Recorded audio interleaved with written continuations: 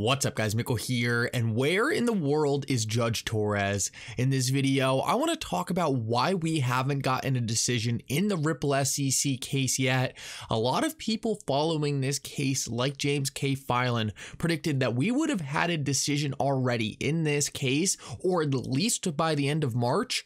In this video, I want to talk about why we haven't seen one yet, and what is a realistic time frame for when we should expect this decision to come in.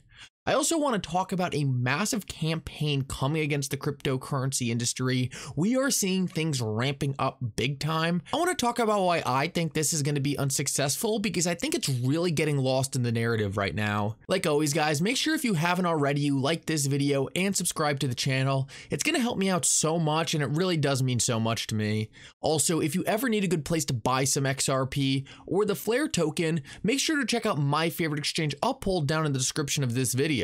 With that said though, let's jump right into it, and I hope you guys enjoy the content. So typically I try to stay out of politics on this channel because I know a lot of people have some pretty strong standpoints on one side or the other. Me personally, I'm pretty neutral, but when cryptocurrency is directly being dragged into politics, well then it's something we need to talk about. Now before we jump into this, I need to say, there are people on both sides of the aisle who like cryptocurrencies and don't like cryptocurrencies.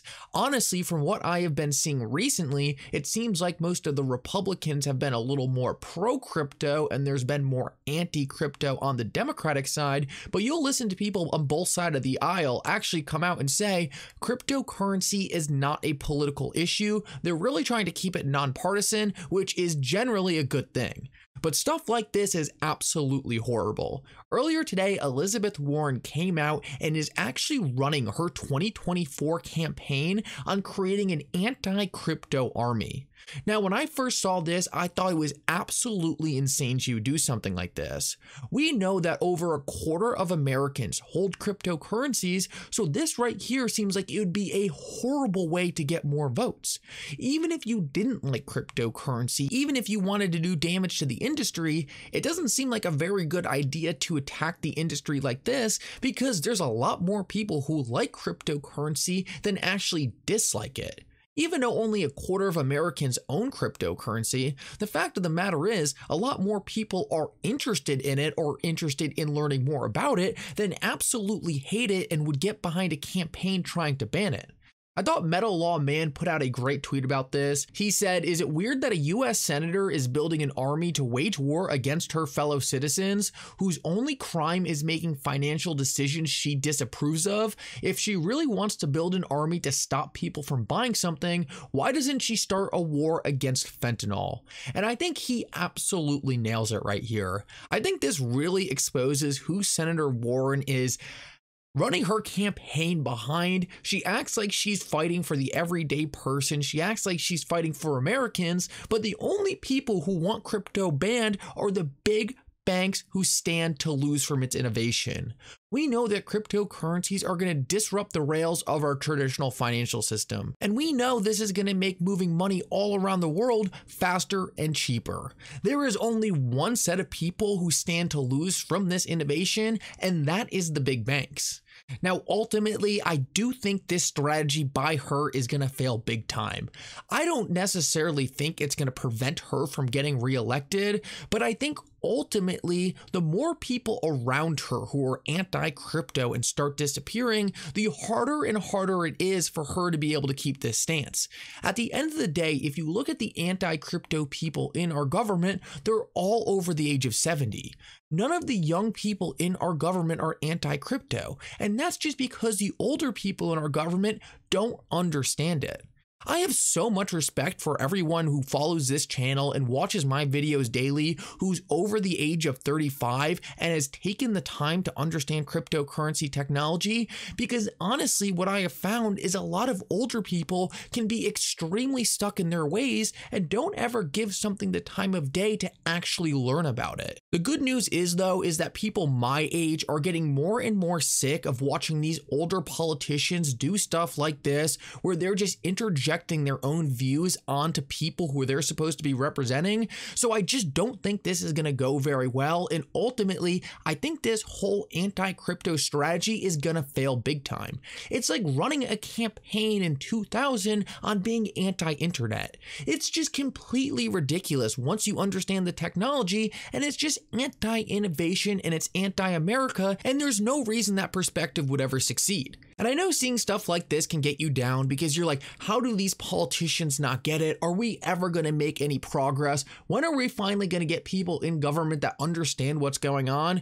Well, the good news is there are people in our government that do know what's going on. Unfortunately, they're just not typically as loud as some of the anti-crypto people, but there are a lot of people in government who do understand the promise of blockchain technology. And it's not just, oh, we like Bitcoin because you can hold it in a wallet and it's decentralized. It actually runs a lot deeper than that. And one of the people I really respect who talks on these issues a lot is actually Senator Pat Toomey. When you listen to him talk, you understand that this guy actually understands cryptocurrency. And I really do think people like this are going to gain a lot of popularity because of their stances. And like I said earlier, I am a massive fan of any Democrat willing to come out and make stands like this pro cryptocurrency. I am not picking any side of the aisle here. From what I've seen though, Tom Emmer, and I think I called him Pat Toomey earlier, so Tom Emmer is just one of the few people who talks on cryptocurrency who actually sounds like he's not a politician and he actually understands the technology. So listen up to this, and I think it's going to make you feel a little better about people like Elizabeth Warren trying to wage war on our industry. We got $32 trillion in debt in this country. We've got to figure out how to balance our budget, and then guess what? You want crypto and everything associated with it to grow here, to innovate and grow here, because that will grow the economic pie for everyone. Republicans, Democrats, that's the only way. I'm going to tell you right now, my belief is that's the only way that you can deal with the $32 trillion in debt. The only other way would be to declare the country bankrupt and go into reorganization and tell people that they're going to take haircuts for debts and we're going to pay this back and we're going to prioritize that. This is a company, the United States of America, that has not been managed well. Crypto is a big part of the answer, I believe, in how you grow it. So I think Tom Emmer nails it right there, and he really hits on some issues that are rarely talked about, mostly around how impactful, how transformational it's going to be once we finally let cryptocurrencies be integrated in our financial system and once we finally adopt the technology. For anyone who's ever owned their own business or even worked at a large company, you understand how impactful the current limitations around our current financial system really are. Moving money is inefficient and it slows things down. It's a massive drag on everyone's business. Once we have the ability to move money around the world at the speed of light for fractions of a penny, it is going to make GDP explode. We are going to see new business models that weren't possible today because our financial system doesn't work well. We are going to see innovations that we cannot even wrap our head around. And this is going to cause an explosion in our GDP because the country is instantaneously going to get exponentially more productive. This is how we're going to get out of the current debt pit we are currently in, because we're not going to get out of it just doing the same thing over and over again. We need the innovation that's going to transform the world to take place in the United States the same way in the 2000s we built the internet companies here. The reason the US is one of the most powerful nations in the world today is because we built the internet here and it gave us power over everything happening. We need that same thing to happen today with blockchain technology and cryptocurrency because it's exponentially more important than the internet as we know it today. We need politicians that are going to make that happen, and that's why it's so important we support people like Tom Emmer and anyone else who's pro cryptocurrency. Now, I want to finish this video off and talk about where is Judge Torres, because this is something that is obviously getting a ton of attention right now. So the first thing I want to point out is the main reason everyone is expecting Judge Torres to make a decision by the end of March is because James K. Filan, a very popular lawyer in the XRP community, put out a prediction that this case would end by March 31st. Now, his logic around why the case would end at the end of March was around the fact that Judge Torres needs to make a decision in this case within a 6-month period, and he was making the assumption that that 6-month period ended at the end of March. Well, unfortunately, it turns out James K. Filan actually got that wrong, and Judge Torres' 6-month time period to make that decision actually ends in September. Now, before you freak out, that does not mean she is going to make her decision in September. It's actually extremely unlikely that she does it.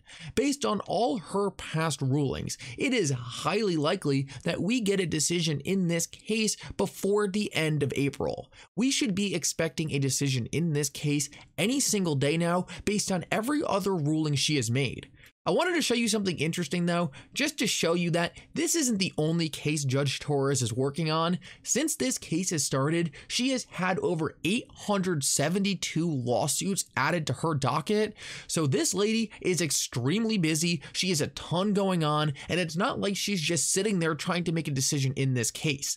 I cannot even imagine having 872 cases, especially when you realize how detailed she has been in the Ripple case and how much of an effort she has made to learn about XRP and learn about the nuanced issues taking place in our fight against the SEC. This gives me so much more respect for her, and I know things are taking a while, and I know it's annoying, I know it's been 2.5 years, but at the end of the day, we are so lucky to have Judge Torres because she is one of the few judges who would actually take the time to learn about cryptocurrencies and let people like me and you into the case to defend the fact that XRP is not a security. I just want to throw that out there and throw out the fact that either way, we are right around the corner from a decision in this case. We really should be expecting it before May 1st. Everything is pointing to that. I know I said earlier that technically she could go until September. That's not going to happen. Most lawyers are shocked that we haven't seen the decision yet, and I think that means we are right around the corner from it.